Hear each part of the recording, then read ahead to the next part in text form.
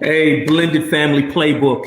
It is your best friend for the next, let's just say, 90 minutes. You're going to give me that much, Kim? I don't know if we can go 90 minutes, but oh man, we got a broadcast for you today. It's part 2 of UnSave the Date. Wife Ready. We're going to be talking about the new book. We're going to be talking about what Kim engaged in yesterday with this women's empowerment event.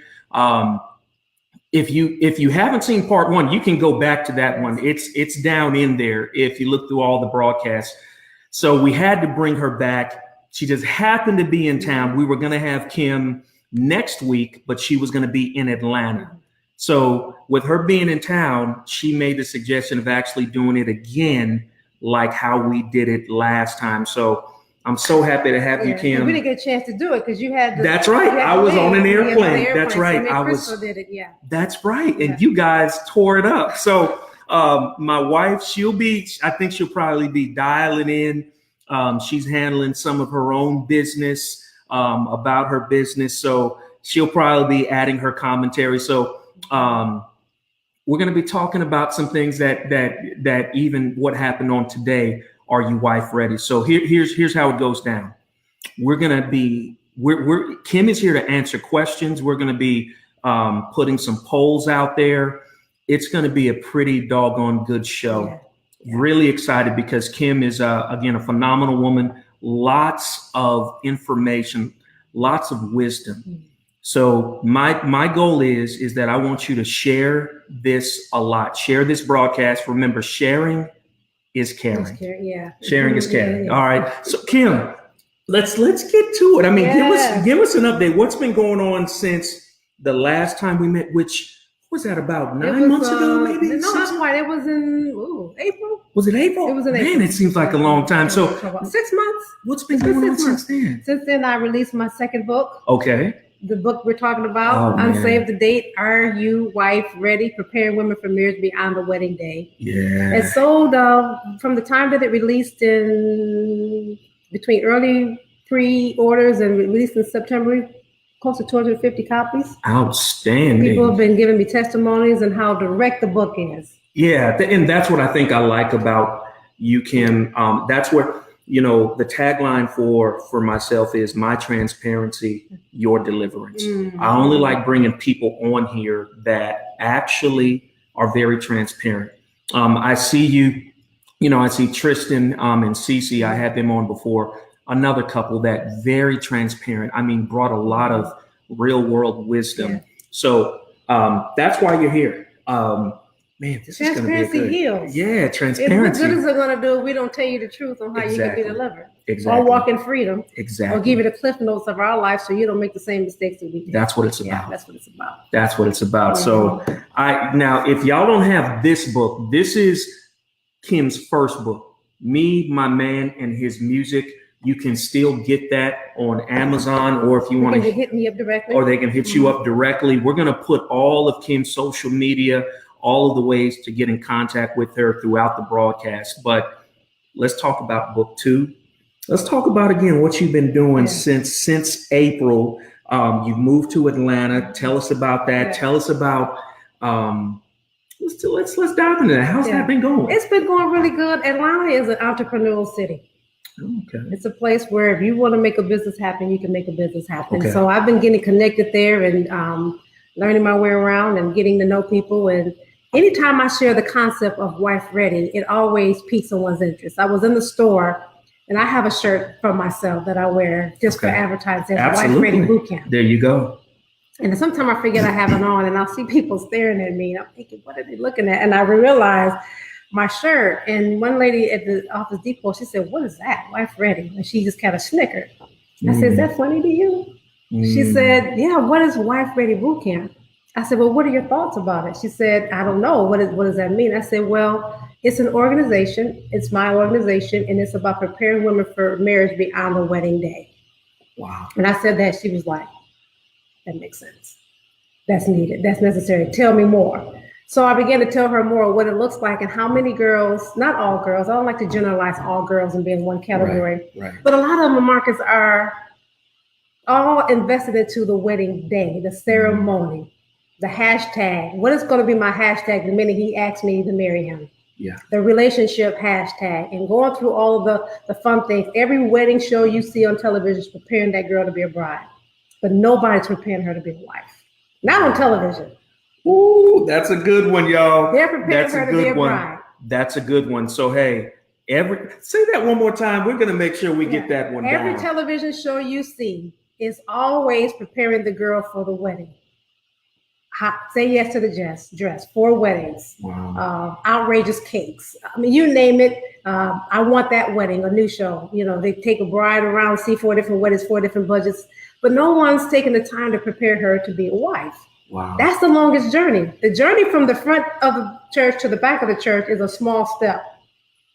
The steps they're going to take to be a wife will be an eternal step, or a forever step.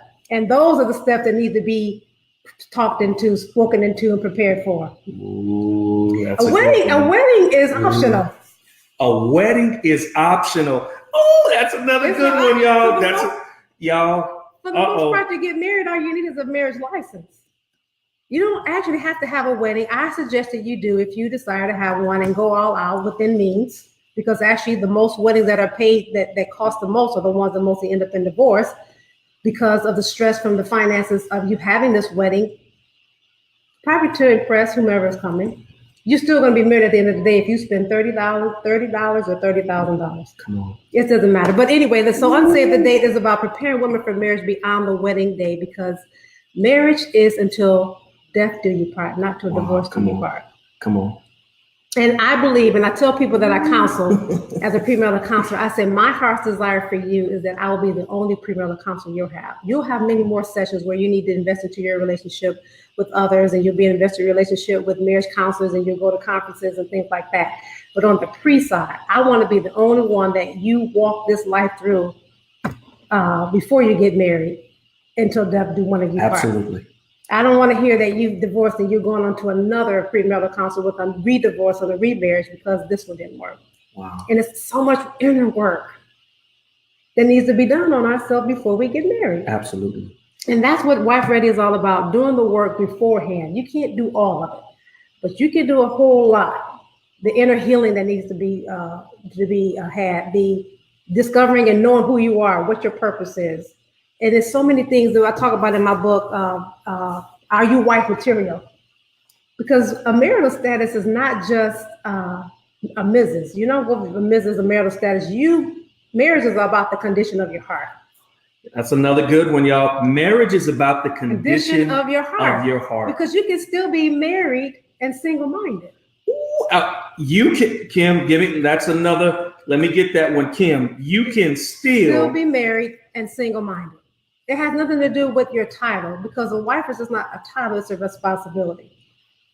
And your heart, condition of your heart is the inner you, the inner person of you, your thought, your attitudes, your belief system, your affection, and what your heart feels. So it's all about your heart matters that determines on how your life will look like as being a wife. And you can actually be a wife and still be single-minded. And that caused, I can't even begin to tell you how many problems that has caused, or even divorce, yeah. So we all know, and if you're out there, here's the statistics. If you are married and then you get divorced, the statistics state that it becomes even easier for you to get divorced that second time.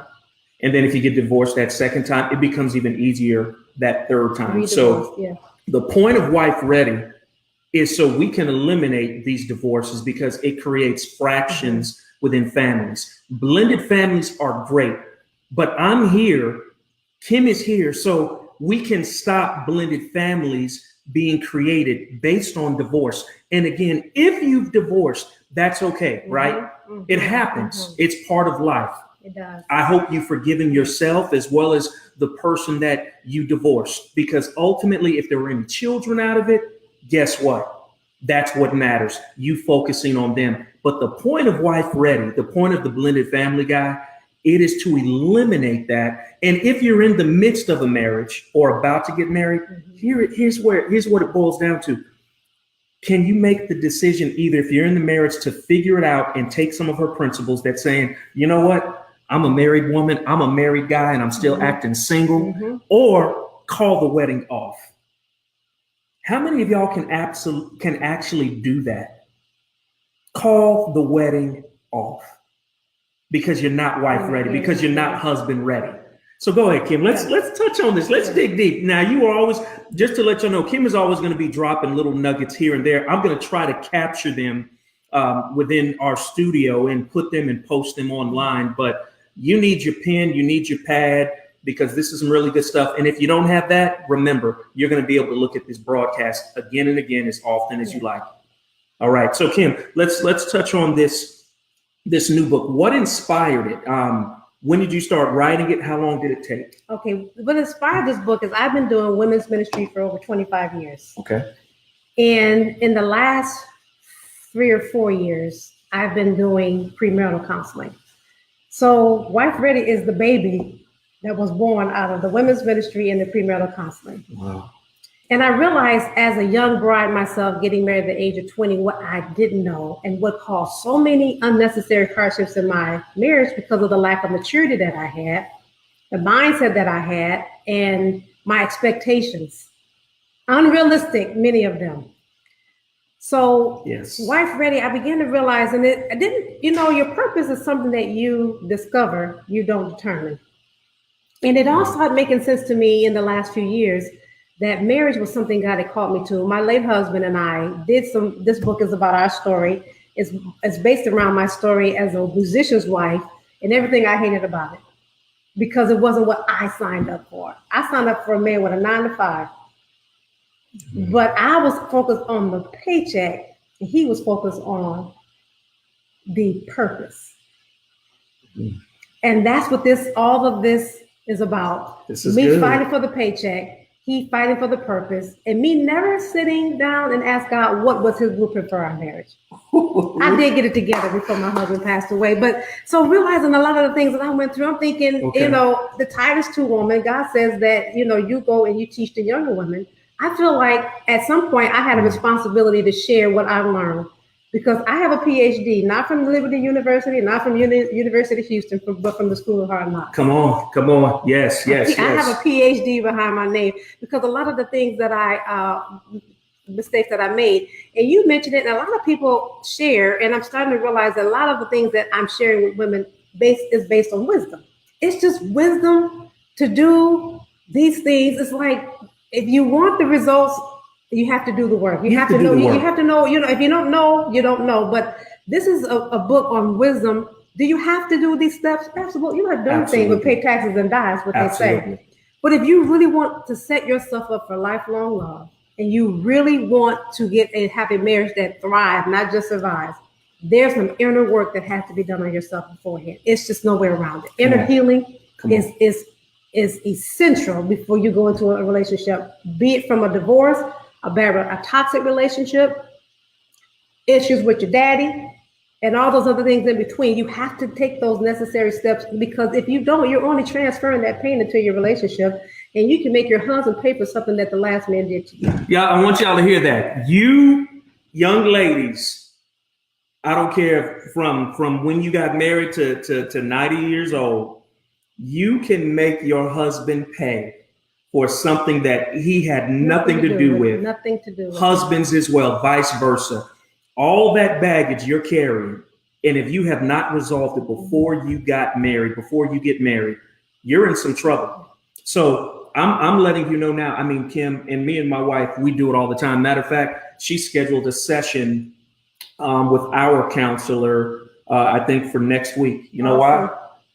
She's like, dude, somebody needs to talk to you. Wife Ready is this, y'all. Are you ready for when I'm moving so quick? I forgot to tell my wife about today. Yeah. She knew about today, but I forgot to share with her all the details. Now, thank God she loves Kim, because if Chris had said, hey, babe, you know what? No, this ain't happening. This ain't happening. You know why? I'm committed to my wife, and Kim knows I'll put no other woman before my wife. No one. So I thank God that her and Kim have a great relationship, because I actually wanted her and Kim to really do this show because they have such good chemistry.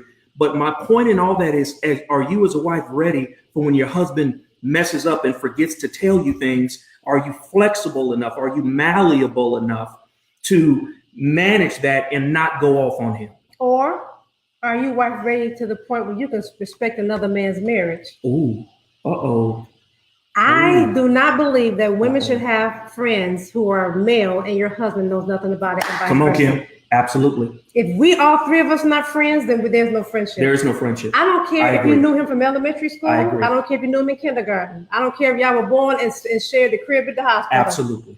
If the man is married, he has no business. The woman has no business having a relationship with a man you are not married to. Absolutely. Your wife needs to know about that. That is, to me, the utmost of disrespect for the Absolutely. marriage union when you feel like that. Okay, so it's not that kind of vibe. Okay. I agree.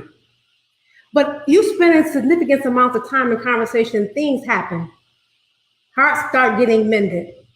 Your wife, Crystal, acting the fool. You talking to me on the phone. I'm telling you. You know what I mean? Stuff starts happening. Absolutely. And you cannot make me believe that over time, even if you don't end up, physically in a relationship, if your heart, the Bible says the man looketh on the wife to lust after her, you've already committed adultery. Absolutely. So just with a thought, you've sinned. Absolutely. Not with a physical act. That's so right. you mean to tell me you can be friends with a female over the course of time and spend significant amounts of time with her on nothing, and nothing develops over Come time? on. I don't believe it. So all those office romances that some of y'all fellas are having over Jabber, over Messenger, over these little messengers, and even though she's in Atlanta and you in Connecticut, but y'all vibing on them little message boards at work, and you don't think your wife knows, God knows, and I need you to stop that. You know why?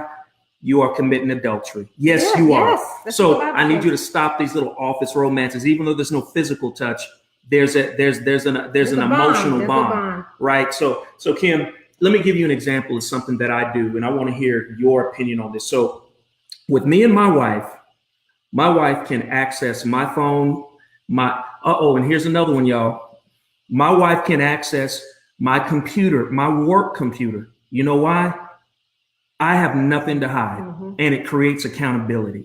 So Kim, my wife, but we have a trust thing where if my wife is looking through my phone for whatever, pictures, she's looking up an old text message where I sent her something, and she sees something that I might be sharing with one of my boys, one of my guys, and because of trust, right?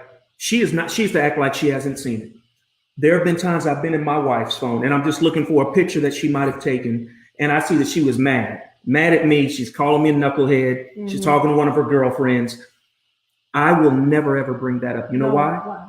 Because one, I don't ever want to betray the trust she has in letting me access her device. And so I do also know this.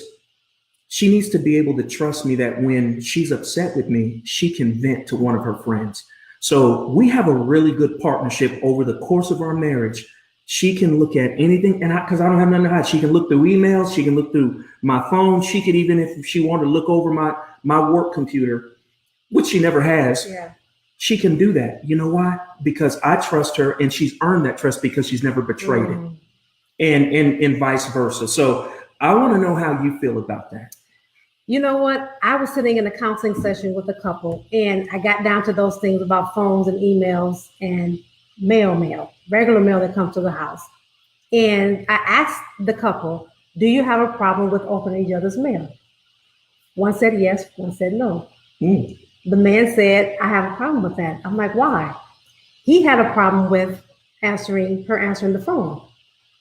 I said, why do you have a problem with answering when she answered the phone? He said, because it's my phone. Red flag. It's my phone, and I don't need her to answer for me. If I'm not available, the call just needs to go to voicemail, and I'll get to it when I can return the call. In her mind, that's a trust issue. Because if I can't answer the phone and speak for you in that moment when we're in the same room and I see you're tied up with someone, I feel some kind of way about that because I don't have a problem with you doing that for me. In that counseling session, he realized that was an inner vow that he had made. He was bringing into this relationship that it was not resolved. going back to inner healing. Telling you. And I explained to him, I said, if she's feeling some kind of way, why wouldn't you want her to answer your phone? He said, because it's my phone. I said, is that being selfish? No, it's just how I decided I want it to be. It's deeper than what you just want it to be. Come on. I don't mind, my husband answering my phone. I don't mind you wanting to, because I have nothing to hide. That's right. We are one. Because if I hurt you, I'm hurting myself. If I hurt myself, we're hurting each other. That's right. So I don't have a problem with you having access to my email. I don't have an account that you don't know anything about. I don't have voicemail or Google voicemail that you don't know anything about. When you're on the table and you're walking as one, you are walking as one. I listened to a radio station the other day and they were talking about prenups. Oh, so let's touch on some prenups. This is good stuff. About prenups. Uh-oh. And they want to know, should you have a prenup? Uh-oh, this is good. This is good, y'all. I want y'all to share this broadcast now. Okay, I need you to share this broadcast. Share it now. Sharing is caring, because I've been on shows. You know Sonia, my good friend Sonia. Yes, in Atlanta. Mm-hmm. I was on a show about prenups. And I'm talking about we were going at it. I was very, very passionate. I don't believe in prenups. I don't believe in prenups. I don't. Mm-mm. It's almost like you're already signing up. You already signing up for trouble. Yeah, you signed up. You already say, I don't trust you. I don't trust you. Yeah. Well, what about the house, that my grandfather worked so hard for, that he willed to me? Well, guess what? If you're marrying the right husband, what does it matter? Shouldn't be a problem. I don't believe in prenups. If you believe in prenups, I want to hear from you right now on this broadcast. Tell me what you think about prenuptial agreements. And if you agree with them, I want to know. I want to know why. I want to know why. And let's talk and dialogue about that. But let's touch on that. I think you can trace the prenup back to what I'm saying before, inner healing and inner violence. There's been some mistrust. Somewhere where trust has been breached, where you don't feel like you can let go and to trust another man or another woman with your money. It's never yours. I agree. It's ours. I agree. Your student loan, your $185,000 student loan debt becomes our $185,000 student loan debt. Come on. It's not ours. It's not yours. It's not yours. It's ours. So for the prenup, you've already telling me I don't trust you, and in the end, I'm already preparing for my way out. And I'm coming in, I'm going out with what I came in with, and you get nothing. Come on. That's how I see prenups. I'm telling you. My thing, if you have to have a prenup before you get married, there is somewhere along the line where there's no trust, and marriage is about trust. That's it. Plain and simple. It's about trust. And I feel, I'm like you, I feel some kind of way about it. You've already telling me I don't trust you with everything in every part of me. Well, what are you getting married for? I mean, marriage is the most intimate relationship you'll ever have on the planet, and you'll never be more closer than anyone that you're married to. Come on. If you trust your financial advisor more than you trust in your wife, that's a problem. That's a problem. That's a problem. Yeah. So I most of the callers who called into that particular radio show, absolutely not. No, I don't. I wouldn't. I have a problem with someone already creating an out in case I do something that they don't like when it comes down to That's it. It's and they're still looking at it as their money. That's it. That's not our money. No. They're legally protecting themselves to get out of this marriage with everything they came into. Absolutely. And I feel some kind of way about that. Oh, I'm just telling you. I feel some kind of way about that. I do not believe in prenuptials. I do not believe in having female friends that my wife does not know about. Now, again, do I have ladies at work that I interact with? Absolutely. But am I going out to lunch and this and that, and my wife doesn't know? Am I having? Well, it's not like she don't know. I don't do it. Yeah. Right. So I need y'all to understand. You're creating challenges. You're creating Can I say this also, yes, Marcus? Go ahead, women have a way of seeing the heart of another woman before a man does. You're thinking it's not that kind of vibe. Oh, okay. She's like, honey, I'm telling you, that guy, that girl is no, she ain't. Because yes, she is. Because I know I'm a female. I know what I like. I know what it fulfills me. I know what empowers me, and I know how I feel in the presence of another man, married or not. And I see this woman coming for you in a way that you can't see. And I'm trying to show you. And most men, a lot of men don't see it that way. It's not that kind of vibe. No, it's not that kind of vibe, but it would be that kind of vibe. Just the other day, I posted. Affairs don't start when you're horny in a hotel. They start over conversations in a coffee shop. I need y'all to hashtag and retweet that one. Say that one more time, Kim. Ooh, that's a good Extramarital one. affairs does not start with you being horny in a hotel. They start with conversations over coffee. Oh, that's. And let me tell you something. My late husband, would say. I'm gonna get real. I hope there's nobody under the age of 18 watching, but he would always tell me that a booty doesn't have a face. Ooh. So if that woman is making you feel good about yourself, and she can look like Agatha, she can look like Buddha on a stick. But if she is making you feel good about yourself, you are not even thinking about anything more about how much she is building you up. So you cannot tell me that conversations with the ex, we got off the prenups, we go back. Let's go back. We can take this wherever you need us to. You cannot make me believe that conversations with women does not evolve into something. It doesn't always. But there is something there that can be an inordinate affection that you otherwise do not need to have with another female. If you're not willing to let it go to tell me that it's just feeding you in a way that it shouldn't. If you have a problem with it, and I'm approaching you with it, and I'm telling you I'm uncomfortable with it, and you're fighting me for it, it's feeding you in a way that you need to let it go. Uh-oh, y'all, Why are you fighting for it? So I want y'all to understand this, brothers, because we can be good for this. Brothers can be good for this. When our wife is telling us this woman that they see means no good, I don't care. And this is what I've always told my wife. My wife could be dead wrong, but most of the time she's going to be spot on. Mm-hmm. But I've always told my wife, if you ever have a problem with any woman, we're done. You don't have to worry. I'm out. You don't ever have to worry. If there's somebody I'm having to work with on a project or anything, my wife knows that's it. There is no argument. She's uncomfortable, it's over. That's it. Mm-hmm. No, I'm talking about right then and there. Mm-hmm. So I'm going to give you a prime example, Kim, of this is transparency, gentlemen. There was a lady that I used to work with. And like Kim said, I didn't see what my wife saw. But one day I was working and we were watching a Sunday night football game.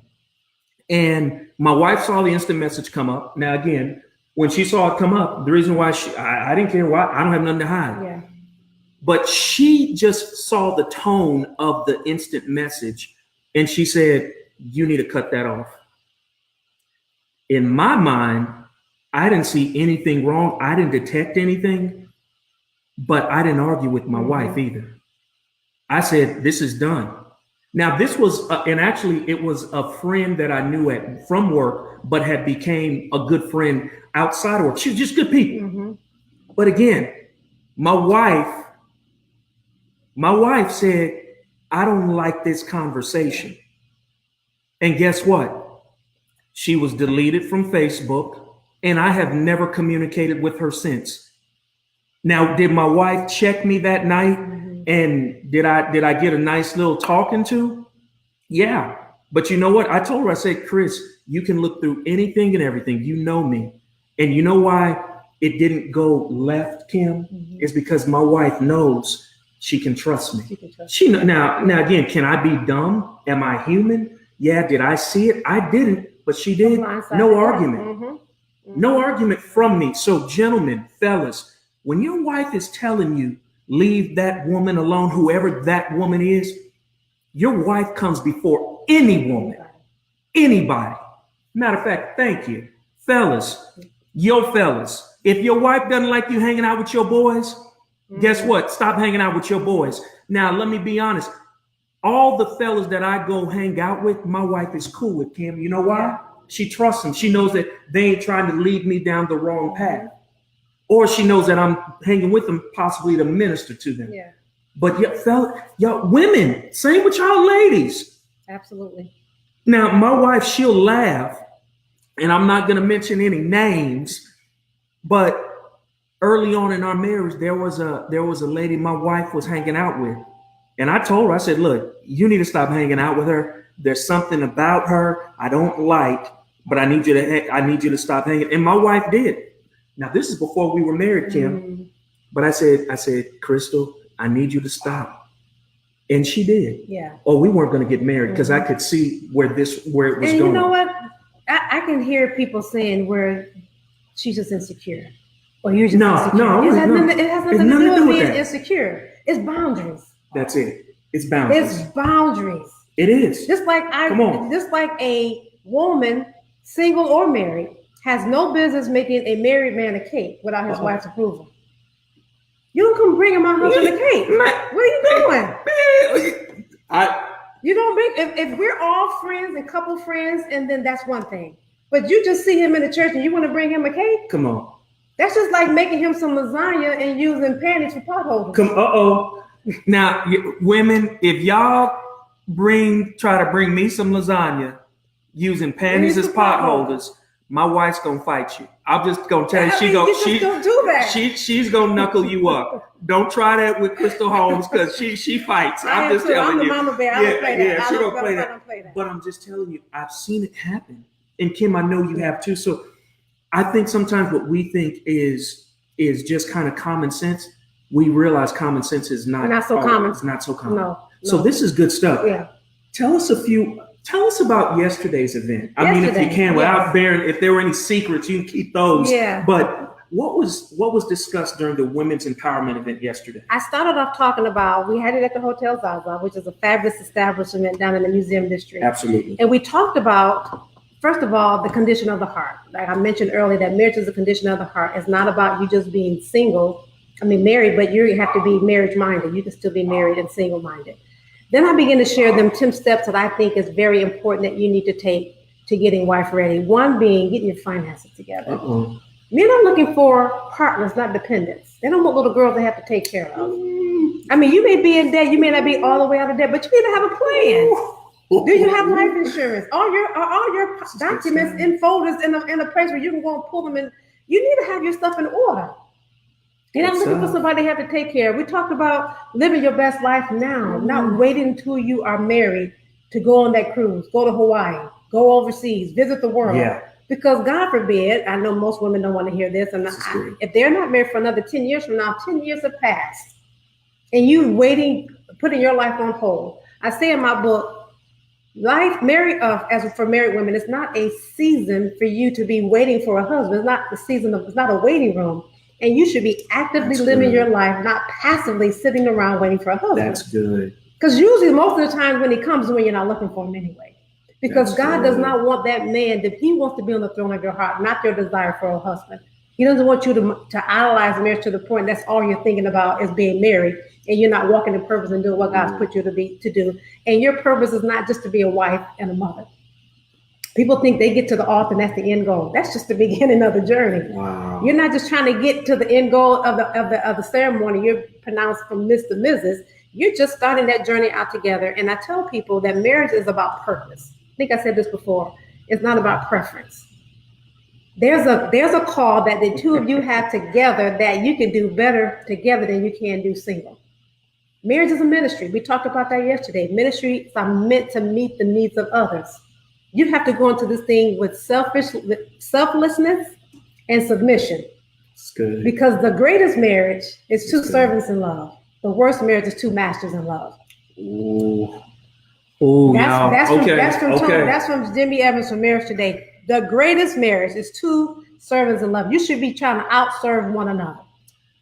It's a ministry. Y'all, so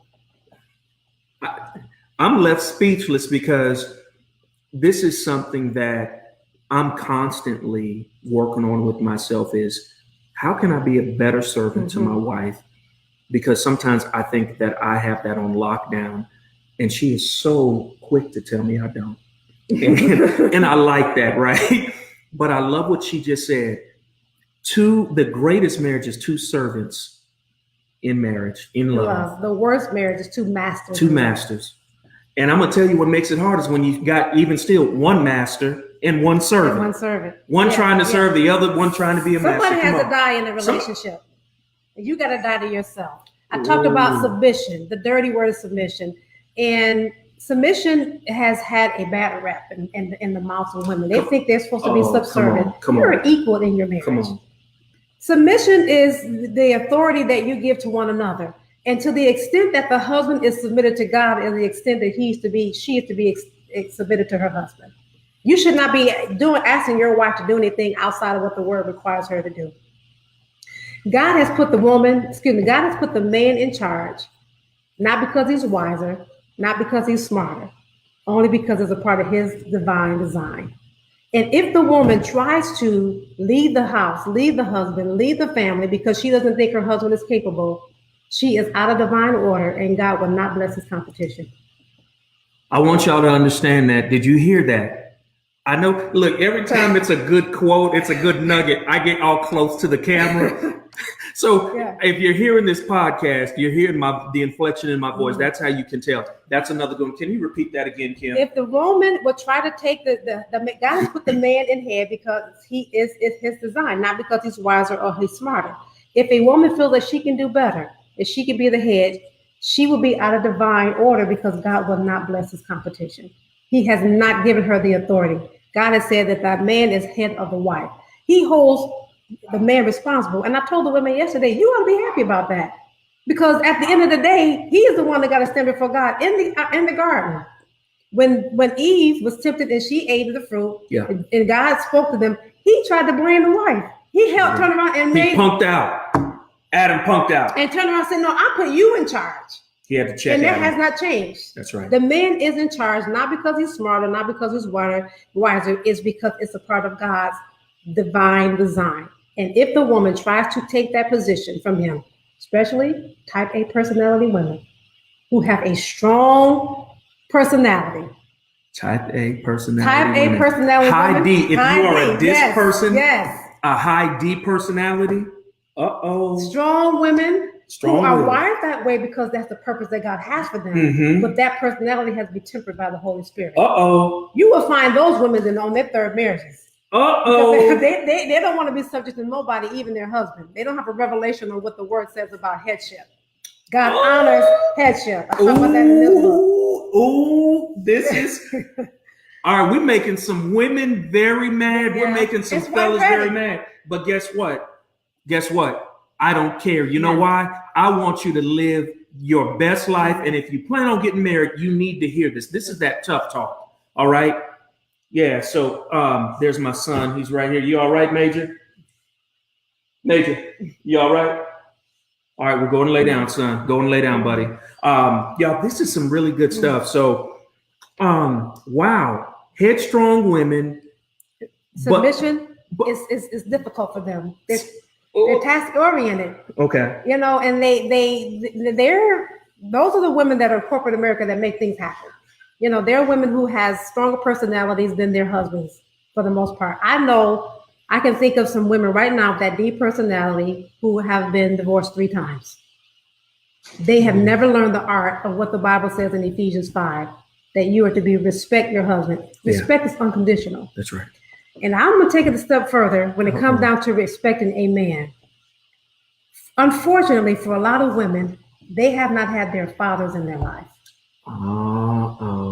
And they feel justified in being disrespectful to men because their father has not earned that in their own life. Now, granted, he was emotionally unavailable, physically unavailable, financially unavailable. Because your mama took care of you and she had to come up with the child care to make sure that the family was taken care of. It still does not exempt you from honoring the position that he has as your father. There's no excuse for his behavior. There's no excuse for his choices to not be the father in your life. But that daddy issue got to be resolved before you go into a marriage. It has to be. Because what you're going to do is try to extract the things that you wanted from your daddy, from your husband, and that's not what his position is. That's not his position. Now, this is so let's talk about the flip, Kim, because last time Kim, I don't know what I want to call it, audience, family. Kim said that a woman, by how she speaks to her man, can either bring out the prince or bring out the punk. Now, I want to let you know, I ain't no punk. Now, I thank God my mom was in my life, but I think about all those men who most of the time the mother's always in their life. But when you have that, I call it not the best mother-son relationship, where because the father wasn't there, sometimes the mom, she places that son in a position where he's almost like her husband. Yes. And sometimes it's innocent. It comes innocently, or they spoil the boy, and he's a mama's boy, and he thinks that a woman should take care of him. So it is the role reversal. So when you have a high D woman, a very a high D personality, they're a driver meeting a punk husband. That's when you see these really weird relationships. And they're not weird. It's the role reversal, and they don't work. And they don't work. Yeah. I hate seeing punk men, and I'm talking about punk from the position of they're not leading as God would have them lead. Yeah. I'm not talking about being the domineering one. I've seen husbands who are very quiet. Their wife is a high D, but she lets him lead in terms of being the husband.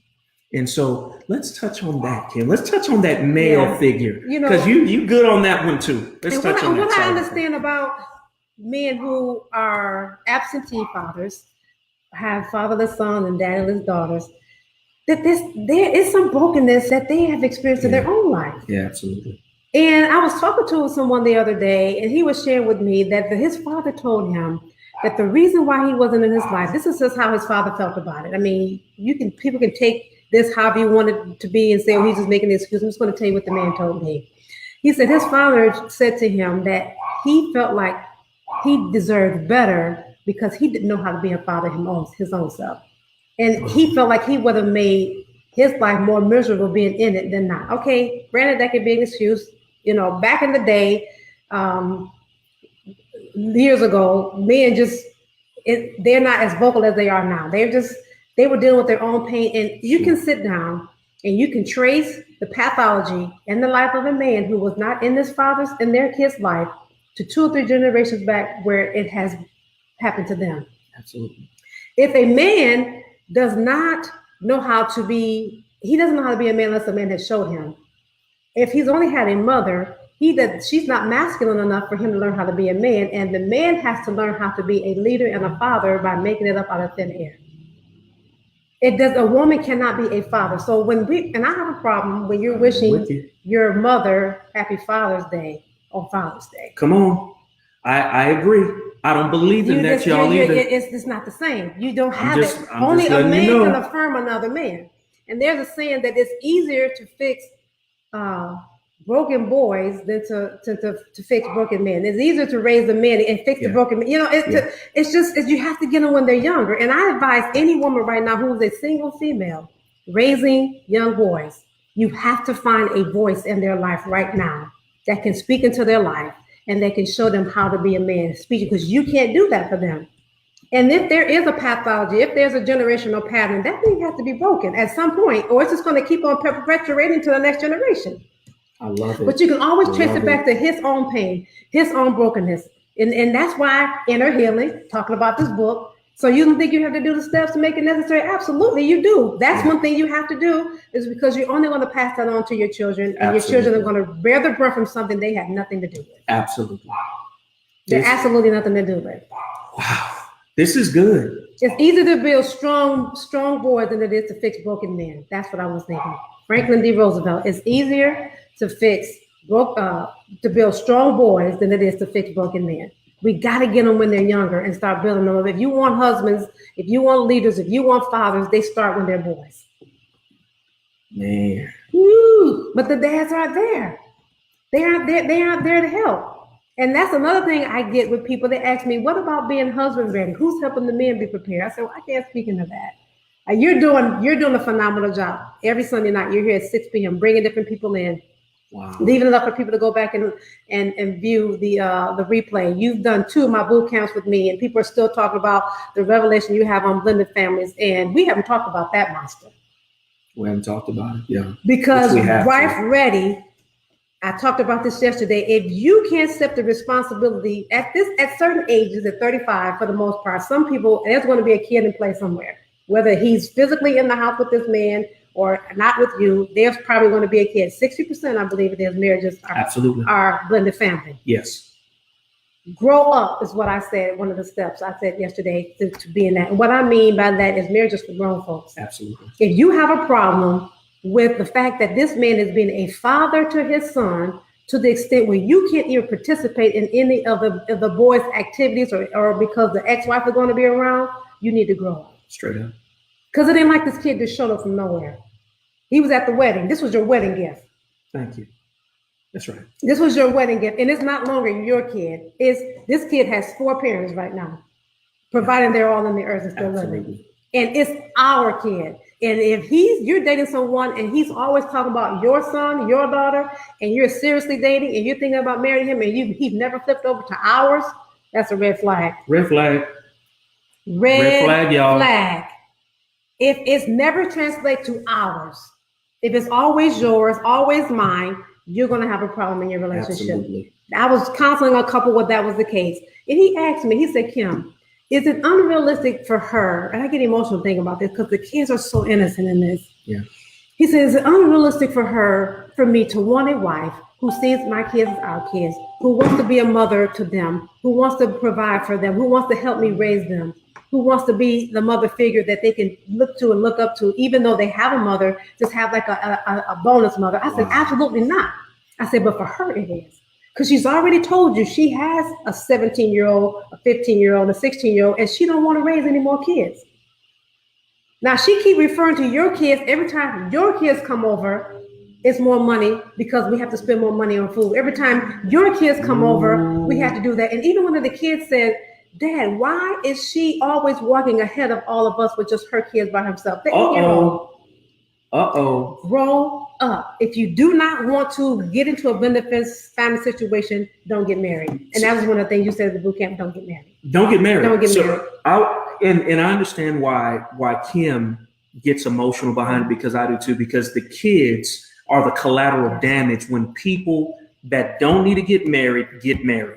And fellas as well as ladies, if you get with someone and you start seeing conceptually, you see it, you know in your heart when you're a mother or father, when your spouse or future spouse is telling you, they're telegraphing the past that your child is not going to be part of this relationship, you need to cut that off. Don't you dare punk out. That's one of them types of scenarios. Now, Kim, I cuss a lot in my mind sometimes, and I still have to ask God for forgiveness. I love Jesus, but I cuss a little. I love Jesus, but I cuss. When you mess with children, when they are the collateral damage because you were not brave enough, mature enough, you didn't want to put on them big girl draws, you didn't want to put on the tidy whities as a fella and say, you know what, this is not going to work. We can't get married because you don't accept my child. That's me. Now, when we get married, and let's talk about that transition period, right? And this is what we're touching on with blended families. Now, before y'all get married, that child is primary. And if you have somebody that's a fiance or you're dating them and they want to be primary before your child, you need to cut that off too. Now, once y'all get married, there is still a transition period where that child, depending on who they are and their personality type, they may need to feel, you may need to nurture that where they do still need to feel like they're primary. But at some point, that child, in a God, Holy Spirit driven way, they're going to have to know that that wife or that spouse is primary. And that's where a lot of blended families, they can't make that next step. That's wife ready. That's wife ready. And you know what, Marcus? I never would have thought in a million years that I will be, and I desire to be remarried. I'm a widow. Those who don't know, I'm a widow, 6 years a widow. This year would have been 30 years of marriage for me. Married when I was 20, I'm 50. I never thought in a million years that I would be a blended family. Because I do desire. I know God has another husband for me. So now we're talking about, my blended family situation wouldn't be children under the same roof as me. Your daughter's, is moved on. Like my daughter, they're living in different states. However, the relationship that my daughters had with their father, the deceased father, is different than what the relationship that I had with him. So I'm having to do, and prayerfully and thankfully, or I'm believing that the man that God has for me has children, because I love family. And that ups the ante for my grandkids for me. That's a little selfish for me. I know. But we're talking about young adults right now. And that right there, I don't have a clue what that looks like. Yeah. So you know what I'm doing? I'm growing. I'm learning. I'm reading. I'm asking God, what does that look like? Because I'm coming to the table with just me. I'm not trying to extract anything, because at this point, at my age, he's lived some life. He's lived some years. He's older. He's wiser. He's accumulated some things. And you can see me as the gold digger new wife, or you can see me as someone, you just coming into this for my dad. And I don't want to be portrayed as that. Right. And that is a whole nother set of circumstances that older people have who have adult children. That what is your motive for marrying my dad? You know, my dad is this, he's this, that. I got to make sure that your heart is just not for my dad, but you see us as a unit. And I never had to think about that until in recent times. Even the adult children, you can't make adults, you can't make anybody be friends. Friends are formed, they're not forced. But you want your adult children to get along with their other adult children. They don't have to, it will be a choice, but you will pray that they will, because you're going to be sharing kids, grandkids and things together. And it's a different dynamic that I never thought I would have to walk through, but I'm having to understand that if I want to have a successful blended family in my single state is when I prepare for that. And that's what Wife Ready is about. It's taking the necessary steps to prepare you for a road you're about to walk down and you don't know what you're about to walk into. I need to talk to people with blended families who have been successful. I need to talk to people who have blended family situations who have made it. It takes, they say, anywhere from 3 years for a blended family to find a groove. Now, my situation, my children are grown, so they have their own life. We don't even live in the same state. I can't have an expectation of their time as I would of a minor. You know, and the relationship that they form with him is going to be on their own, not because I'm requiring them or making them do that. That's something they're going to have to form in their own time and in their own way. Absolutely. And the way to prepare for that is before you get to it. You don't prepare for a hurricane category 5, Cat 5 hurricane when you're in the eye of it. You do it like 7 days before the media hours until you need to get out of town. I can't wait until I get married into someone to learn what it looks like to be in a blended family. It's all prep. So that's what that's what the marital, that's what the Wife Ready, that's what all that's for, is you won't be fully prepared, but you can be better prepared. Because you're going to run into some situations that's going to knock the wind out your sail. That's right. But you got to be prepared to ride the storm and ride the wave and not be willing to back the U-Haul up in your mind because things aren't going your way. Blended families take a lot of work. Absolutely. They take a lot of intentionality. Absolutely. And you have to be willing to work through some things. You cannot be insecure in a blended family. Ooh, that's a big one. You cannot be. You cannot be insecure as a new husband or a new wife in a blended family. It will not work. It won't work. It almost derailed our marriage, Kim. I was the one that was insecure. And I think I might have shared this, but it bears repeating for those who might not ever look at another broadcast. And it might be this one that you needed to save your marriage or for you to unsave the day. I wanted my wife to go after child support, not because we needed it, but because I wanted my daughter's biological father to show some level of respect for the daughter that he had created. His responsibility. And I became almost maniacal about it. And I'm so glad my wife chose not to cave into my pressure. I was ready to get a divorce, y'all, over the fact that she wouldn't do it. But when I understood why my wife wouldn't do it, that's when I understood that, you know what, I'm so glad she didn't. But my insecurities, I was willing to, over a few, pieces of silver, I was willing to leverage my whole marriage and the safety, the security of my own daughter, because I love Camille. That's why I wanted the child support to be made. But my wife knew that when you, in our situation, not all situations are like mine. I knew that if we put that child support in play, after my wife my wife was saying it, I just didn't get it. I chose not to listen to it. I would have been possibly putting my daughter in harm's way at that time. I love my daughter's biological father, amazing guy. The reason why he's amazing, I wouldn't have my daughter here without him. Yeah. So I can respect him all day, every day. But Kim, you said something. Yeah. You can't be married on a blended family. You can't, because there's going to be some conversations that's going to be had with the bio that not excluding you. It's just the timing of it or whatever. And you can't think that in the back of your mind, and the enemy will come and plant those seeds of discord in your mind that, they're excluding you on purpose. They're trying to rekindle something. It's all kinds of things. And you have to be secure in the love that your spouse has for you in the blended family situation. The stakes are so much higher. Come on, Kim. It's so much higher when you're in a blended family situation. Absolutely. Because there's so many other things that go along with it. And if you don't, if the parents can't get along and be grown-ups, the children are going to pay for that. Come on, Kim. The children are going to pay for that. And it breaks my heart that children have to pay for something that first they didn't even ask for in the beginning. I've heard so many divorced children take on the responsibility of their parents' marriage demise. It was our fault. No, it was not your fault. It was not your fault. But they're in a situation, they're already being juggled between two homes as it is. That's right. And then the four of y'all acting like like 5-year-olds. I mean, marriage is for grown-ups. I need to get a shirt that says that. That's a conversation starter. Oh, wait a minute. All right. Yes. Yeah, you cannot go into this thing because it's not about you.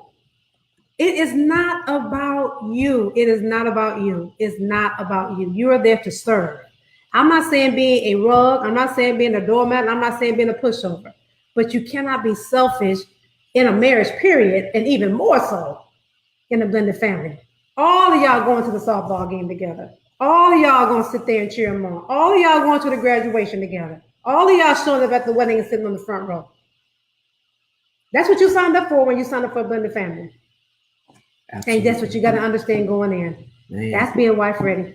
I know I cut you off, and I think it went on a quick tangent because this has been good. Man, it's already 7 o'clock, Kim. Jesus. Yeah. See, this is why we got to keep doing these. All right, we got to just do these once a quarter. Kim, how did yesterday's event go? Okay, and those are some of the things we talked about. Okay. We had 40 women come down to the Hotel Zaza, which is a fabulous establishment. It is. The Texas Women's Empowerment Foundation funded the whole thing. It was a free event. It sold out. They had to turn some people away. They bought books for everyone. And we just sat down and we talked about what life looks like on this side of our den.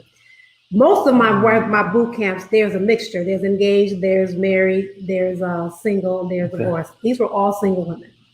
And so all of them are coming to want to know what that looks like to be single. And we talked about the things I talked about. Be it marriages for grown-ups, you need to grow up. Getting your money together, living your life, best life now. Singleness, submission is not stupidity. You have a voice in this thing. So the women, the takeaway from it was the nuggets of wisdom. And then this book, My Man and His Music, is everything that I would advise a wife not to do. Because I did not have the maturity. I did not have the understanding of purpose when it came down to my relationship. I was basing what I wanted on what I saw my parents have. I wanted a 9-to-5. I wanted a 401k. I wanted, the 2 kids and a white picket fence. My husband was not just a professional drummer. He was a visionary. He saw himself doing more than just driving a city bus. And I honed in on that and all of the things that I was disrespectful in because I wasn't having it my way. But I never stopped. And I told the women yesterday, I never stopped and asked God what was his plan for my marriage. I'm going on what I saw a model before me, because your parents, parental impact, whatever relationship you've grown up on, is going to be the greatest impact in your life when it comes down to relationships. So I wanted to be June Cleaver wearing the pearls and the apron, and I wanted to be the one, the homemaker. But there came a time in our relationship where my husband's vision and his dream and it was presented, and mine was, and they both collided. And somebody had to put their dream on the table to go make some money. because at the time he was playing with an artist, and it takes time to, for that to get established, and it's sporadic. The paychecks are sporadic, Sure. whereas at home in mother, you're not making any money. So back in the 90s, we didn't have the internet to be creative, to make different ways to make money. But it wasn't until 4 years after he was doing what he was doing, I realized this is not working for us. My children are seeing a divided home. And I decided that I was going to, and I don't know why we do this. After we go through so much hell, go through so much turmoil and nearly about ready for divorce, we pray and ask God what he thinks. Good point. And so I did that. And I figured the best way to hear God, one of the most powerful spiritual disciplines that where you can hear the voice of the Lord, is fasting. It just kills your flesh, and you just incline your ear to hear what the Lord is saying. Went on a 21-day fast, telling the girls this yesterday. Went on a 21-day fast, asking God for direction for my family. 4 years. Now, I'm 4 years. I'm off and on, in and out, and telling my husband, I will never support you in this. I might as well told him, you wish you die. I mean, I'm speaking death into his purpose because it wasn't what I signed up for. I have a chapter in this book that I do, but I don't. So it was 21 days, 2 days into that fast, and I found out in times past, and even now when I set out to do a fast, that my answer comes on the front end of the fast. So I got it 2 days into the fast, but I ended up doing the whole 21 days. But a young lady saw me, and she pulled me aside, and she told me some things that were confirmation, not new information. I was over-spiritualizing a natural thing. I'm trying to pray the prayer of faith over my husband's will that God would change his mind. I was trying to create him in my image when God had created him in his. I didn't have to over-spiritualize the point that I needed to be with my husband and we shouldn't be in two different churches. I didn't have to over-spiritualize the point that I signed up to death do me part to walk this journey with him. I signed up for the part that, I'm with his wife, and what we decide is the best for our family, regardless of how other people's family have gone, was what I needed to walk in. And I realized that the blueprint for your marriage can be found in prayer. It wasn't until I submitted my will and asked God what was his design for my marriage is when I got the answer. God is a gentleman. He's not going to assert his will over yours. You have a free will. Yeah. So when I finally got the revelation of that, the church that he was going to at the time, we were two different churches, and I finally decided to break all ties and go over to the church where he was. The tagline of that church is the church where Jesus makes families whole. My family was broken because I was building on a broken belief system that you don't leave the childhood church. You don't go off and do your other thing. This ain't you out of the will of God. God ain't leading you over there. This is where our whole legacy and our whole family and our whole heritage is. How are you going to break ranks and go somewhere across town for a drum job? But God broke me down really quick, really sweetly, and told me that was his will. And I would not be sitting here today if my husband had not taken that step of faith, because where that step took him wasn't around the world. He took one step, but God took that one step and he literally went around the globe and made a tremendous impact in his life before he passed away. Ended up playing for over 75 artists, and to this day, Marcus, as recent as, what's today, Sunday, as recent as Wednesday of last week, I'm still getting messages on Facebook. Your husband impacted my life. How can I get your book? I look for I want my wife to read your book. What can I do about, I believe that the journey that you're walking on can help me and my wife and the journey that we're walking on when it comes down to the music ministry. I'm no longer a musician's wife, and that was a season of my life. But there's so many things that I've learned in that era, in that time, that I've been able to apply now in my walk with God and my walk as a woman. And I tell somebody the other day, when I get married again, that man has God and Marvin McQueen to thank for the woman that I am today. Absolutely. And a real man won't feel insecure about that. Won't feel insecure about it. Absolutely. Won't feel insecure. And I at the point now where I know who I am. And I talk about that in my book. Who are you? What is your purpose? What has God called you to do? I'm no longer that woman that wants to have a home and make a home and be a homemaker. I'm 50. I'm not beyond the childbearing ages. I don't want to be June Cleaver with the walking around with the apron of the pearls anymore. I have purpose. I have destiny. I need to marry a man who understands that. Because at the end of the day, I'm not in the want season of my life. I'm not in the need season of my life. I don't need a man. Nobody needs, marriage is not a necessity. You get to be married. That's right. I'm in the want. And what I'm bringing to the table is going to encourage and give your life the upgrade. So I'm very selective, and I can talk to somebody and go out for coffee, and in 15, 20 minutes, you already know. Lose my number. I'll give you the Google number first, so if I don't, it comes up. Yeah, women and fellas, get a Google number. Get a Google number. Get a Google number. You ain't got to have the real number. And you know when it comes up, you know it's somebody that you passively answer the phone on. Get a Google number, and then you might earn the right to get my real number if I feel like you're worth it. Because I'm the one that's going to connect you to the favor that God has for you. That's what the Bible says. And I'm at the point now where I don't have to settle because I don't need, I want. And I want, what I want is somebody who's going to do life with me. I want a partner. I don't want somebody who's think I'm going to sit around in fixed place and run basketball all day. Come on.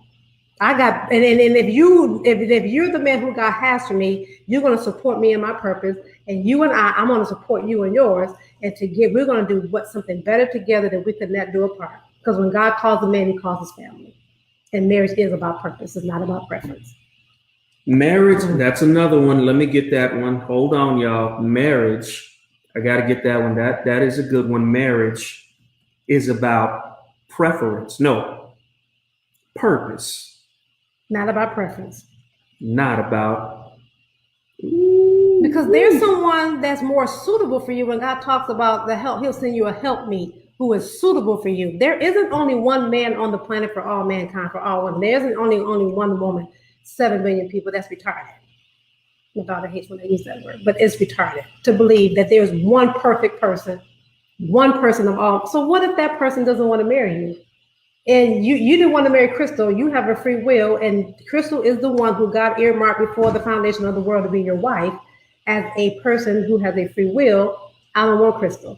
I don't want to marry somebody who's creative. I want somebody who's more in the business. Right. You have just decided for Crystal that she would never be married. Because if you're the only one that God has for her, and your will is involved, God cannot override your will. You've just decided Crystal's destiny that she would never be married. That's good. That's ludicrous. That's good. I want y'all to hear that. I want all y'all fellas and ladies, stop saying that he is the perfect one for you. Now, there's some other ones out there.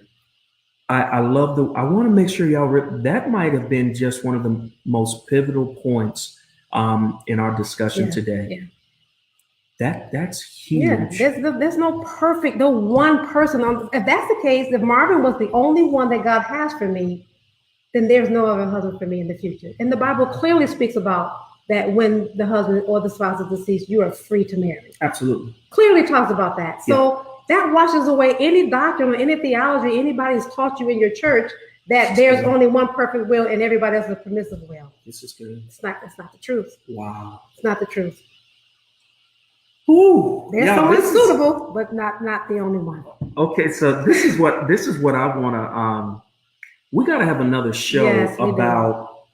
I want you and Crystal to talk to musicians' wives. Oh yeah, and musicians' husbands, because and I'm gonna be the one chiming in like, what do you think about this, Crystal? Those creative people.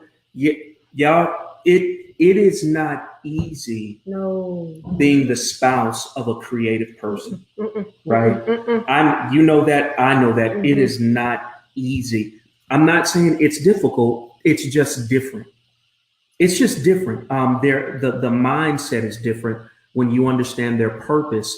And it took me a while to understand that. It took maturity because I didn't have musicians in my family. I didn't have creatives in my family.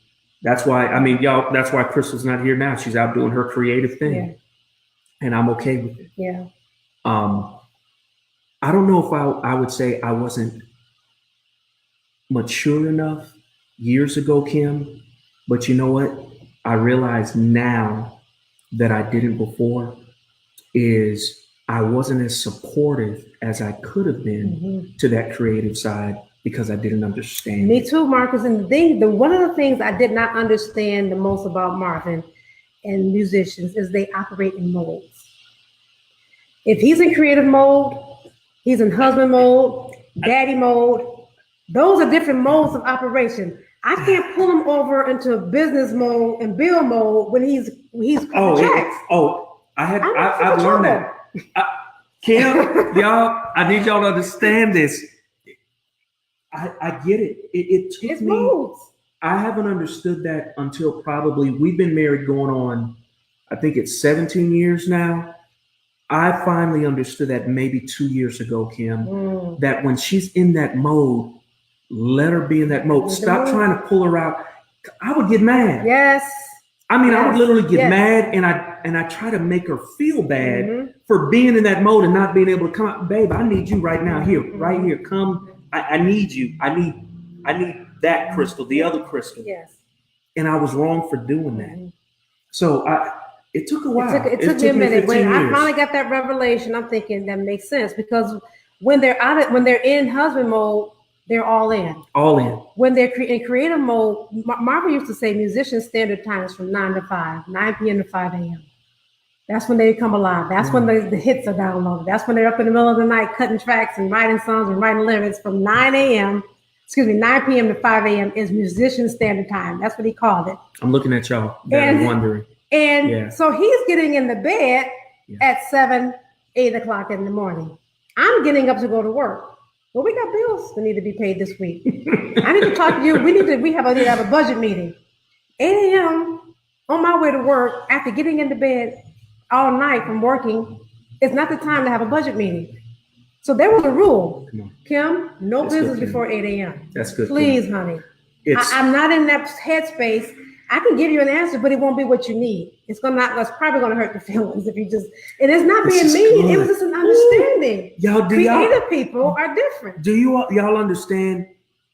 It's the flexibility that you have to be with your spouse. Whether that spouse is a musician or they're that other personality type. You make your marriage work by being flexible. Unsave the date if you are unwilling to be flexible. Right. Inflexible people will not stay married long. Inflexible people do not need to be married. No. It's not about you. It's just not about you. Marriage is what you negotiate. That's it. It's what you negotiate. It's a compromise, and it's what you negotiate. It won't always be your way. I'm not, like, again, I said, it's not being a doormat, not being subservient, not being, ignorant or whatever. It's having, the Bible says, in all thy getting, get an understanding. And all that, it's just the way the creative brains work. And another thing that musicians' wives have a problem with, that they think that the music is the mistress, that they're married to it. And in actuality, it's not the mistress, but the music and the man are one. You cannot separate the two from that creative being. That's the way that they are made. That's the way they're pre-wired. And if you ask them for a choice at the wrong time, you may get your feelings hurt if you ask for the music over the marriage. But that's one of the things that I had to learn, that this man, I cannot separate him from who he is as a musician. He was like this at 3 years old. It's inborn. It's how he's wired. It's how he sees the world. It's everything. And we're benefiting from all of that. So they're going to disrupt that because I'm not getting what I want, because I want a 9 to 5. And Marvin would always say, I'm not a cookie cutter guy. I said, but you can't be. He said, no, I can't. And I didn't understand. He said, I'm not the 9 to 5. I get that more than ever. People who are entrepreneurs, you can see in their bloodline, in their pathology, in their genealogy, whether if it comes down from the father, the grandfather, that's just something in their bloodline. Oh, that's why do you think Camille's an entrepreneur?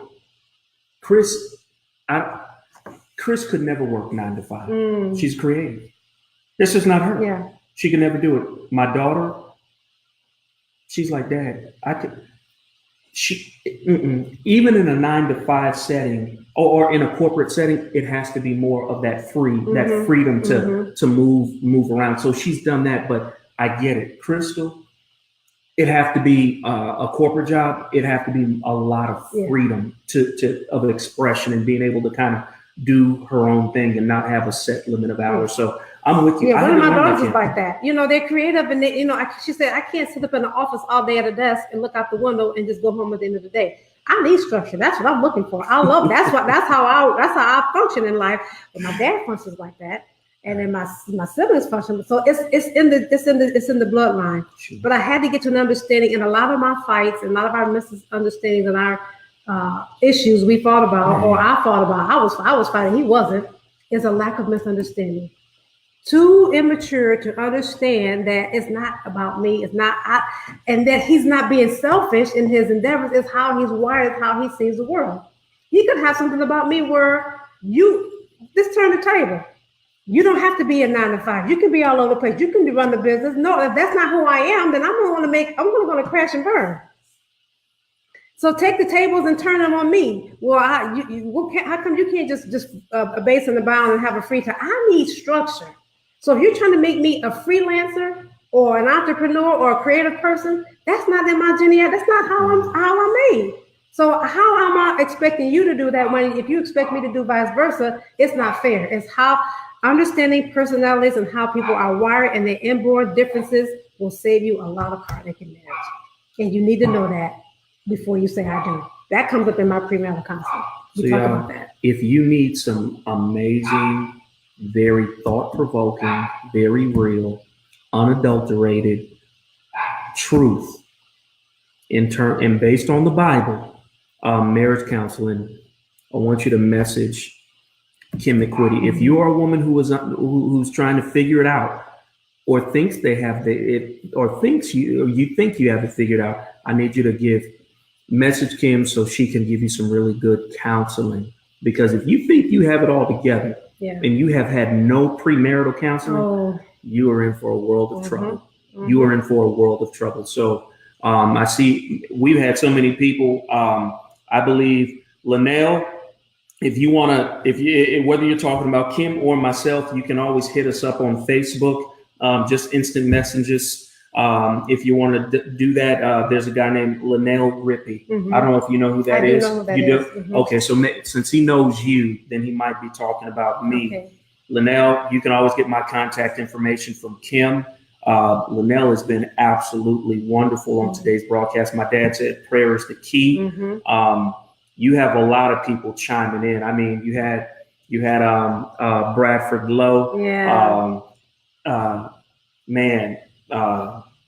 Quite a few. Author D. Johnson. I know she just friended me on today. She was the one who came to the Wife Ready boot camp and at last June. She spoke beforehand. She's a relationship specialist.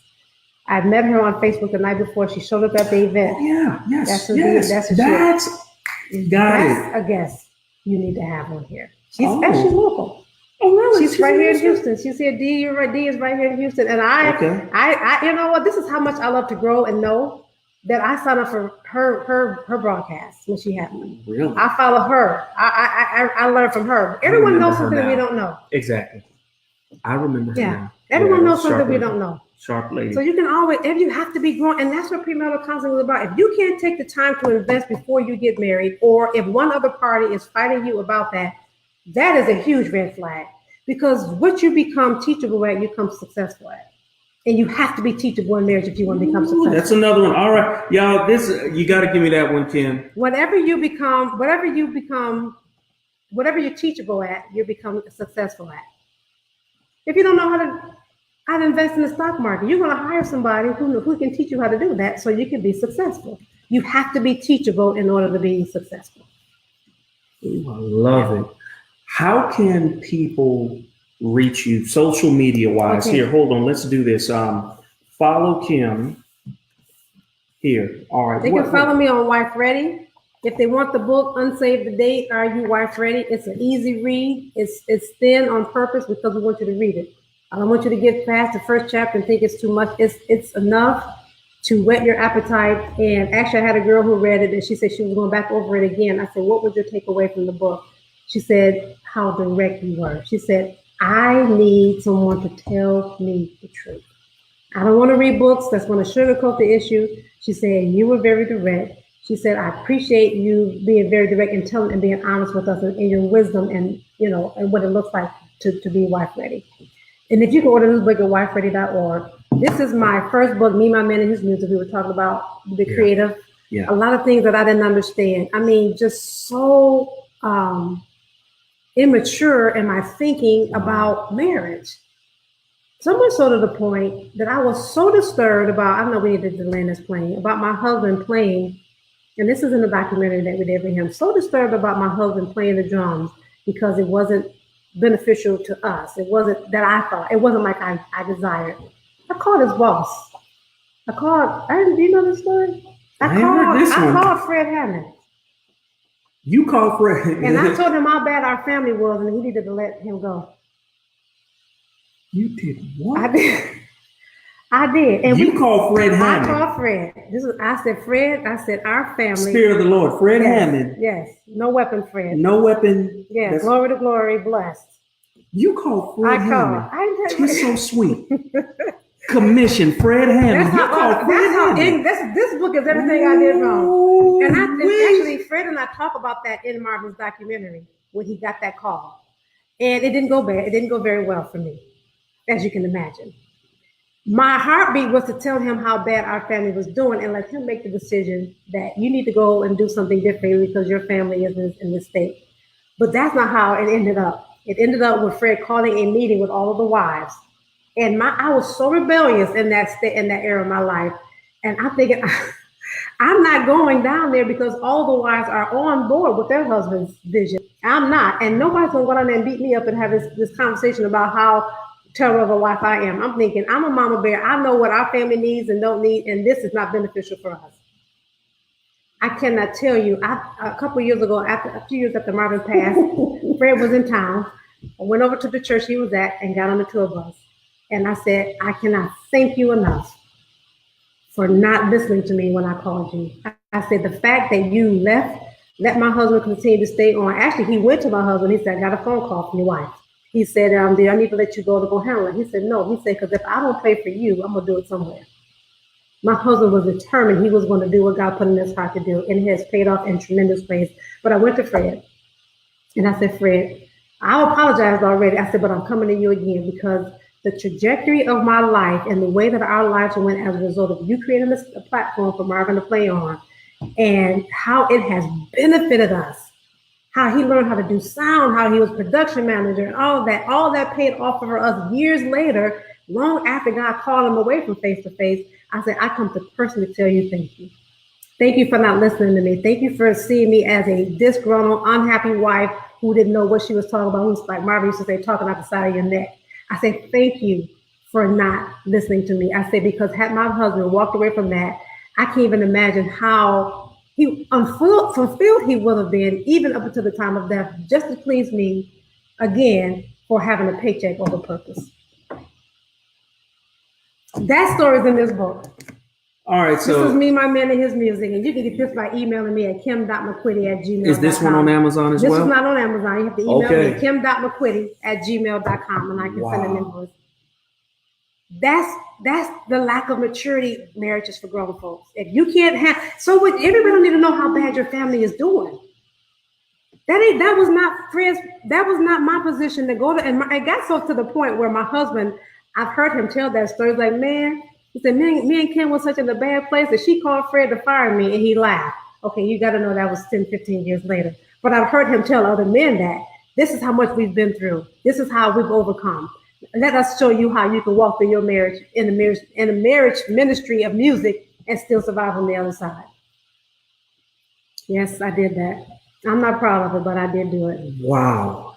Facebook, is it just Wife Ready? It's Wife Ready. Also, you can find and under Mm-hmm. Kim McQuitty, that'll lead you back to Wife Ready. This is going. You know what? We're gonna have to do this again. Yes. But I want to do you and my wife touching on the musician thing, that whole dynamic, and then I think I want to do an interview session with you and what is her author name? D. Johnson. Yes. We got to get D in here. Yeah, D, and we really attack this mindset that says I don't need to be ready, which we know that's a sign they're not ready. She does a phenomenal webinar card for Mr. Mrs. And she just breaks it down. We got to get D in here. All right, let's do D. Maybe we can try to do that next month. But we got to do this again. Yeah. Man, Kim, you would just drop Fred Hammond. Got a phone God. call. You called up The man's Your boss. spouse's boss.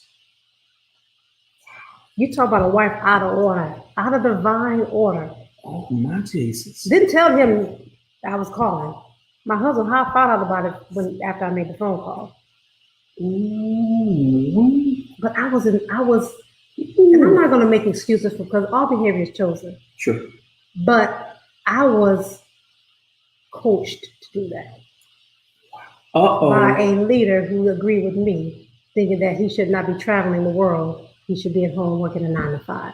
That's why your circle and who you are. So I know we got to go. Oh, we got this. Is so good because you got to know. You got to know who your circle are. You got to be in a circle where people support your vision, your ministry. Kim, so what you're telling me is you need to be in a circle that not only understands you, but understands your spouse's profession as well. That's somebody that truly has wisdom and a lot of years of marriage and marriage counseling and knowledge, and the Holy Spirit is using them, because hooking up with the wrong folk they would derail you down. It would derail your marriage. Your marriage is your marriage. It's your purpose. It's your household, and nobody has a say in it but God. As far as direction, now you need, like you say, you're a Crystal going for a tune-up in a week or so. That's different. That's different. I'm talking about everybody's unsolicited opinions about what your marriage should be based on what they're doing with theirs. That's what I'm talking about. That's being wife ready, being mature enough to know how to walk down this thing according to what you don't get that overnight. You don't get that by not being intentional to learn what that looks like. And that still goes back to being wife ready. I was nowhere near wife ready when I got married. Nowhere near it. Yeah. 20 years old. Who knows? Let me know who I was. Wow. Good stuff. How you follow Kim? On Instagram, you go to Kim McQuitty. I put it up there. Oh, let me put it back. Instagram, Kim McQuitty, or at Wife Ready. Facebook, it's the same. Search on Kim McQuitty, KIMMCQUITTY. You will find her either at wifeready.org, Wife Ready on Instagram, Wife Ready on Facebook. Get the book. If you are a musician or a musician's wife or husband, or you know somebody in the music industry and they're married or about to get married, you gotta now you can't get this one on Amazon. We need to get it on Amazon, because this could be a blessing. The foreword is by Israel and Melissa Hope.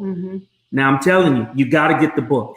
This one on marriage, and do you touch on the Fred Hammond story? Oh yeah, Fred. Yeah, I talk about that in here in a little bit more in detail.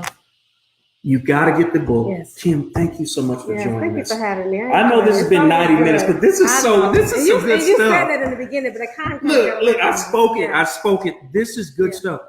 Share this. Sharing is caring. Buy the book. I don't care if you're already married. This is stuff that you need to know. Always something you can learn.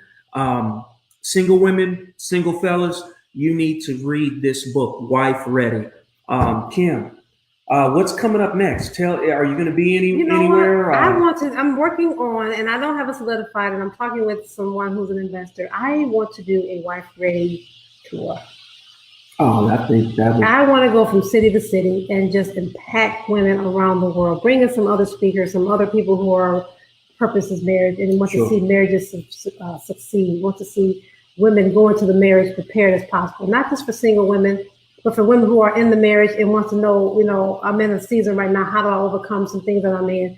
Just go and speak life into these situations and let the single women know that I understand. I can't say that I understand to the extent that you've been single all your life, but the desire that you have for a husband is there for a reason. And let's do the inner work first. Do all you can on this side so you can be prepared for when God sends him, and believe in your heart that God is preparing him just like he's preparing you. I would love to do a Wife Ready tour in 2019. So that's my next step. Yeah, I think that would be awesome. Yeah, I come in agreement with that. I think when you said that, I was like, I don't think you need. I think that would be full support. I think you'll have several investors. If you know of anybody that would want to be interested in investing in that and being a sponsor, please reach out to Kim. She operates in the utmost integrity. Good people, and as you can see, is full of wisdom and knowledge, and wants marriages to work out, or for you to remain unmarried until you can work it out and find that right person. So, yeah, this has been good. That's awesome. When do you head back? I'll leave in the morning. Go back to Atlanta. All right. Well, thank you so much. This has been good. Yes. Thank you so much, Facebook family. Love y'all. I'll be back in a couple of weeks. As you know, in November, 2nd and 4th, or we might do 2nd and 3rd because of the holidays. We'll figure that out. But thank you for hanging with us. This was some good stuff. Remember, share this and share it often. Somebody I know needs to hear it. Thank you for listening. Kim, thank you for joining us. This was awesome. All right. Another good one. Y'all take care. Have a great evening and an even better week. All right. Talk to you soon. Bye. All right. Bye now.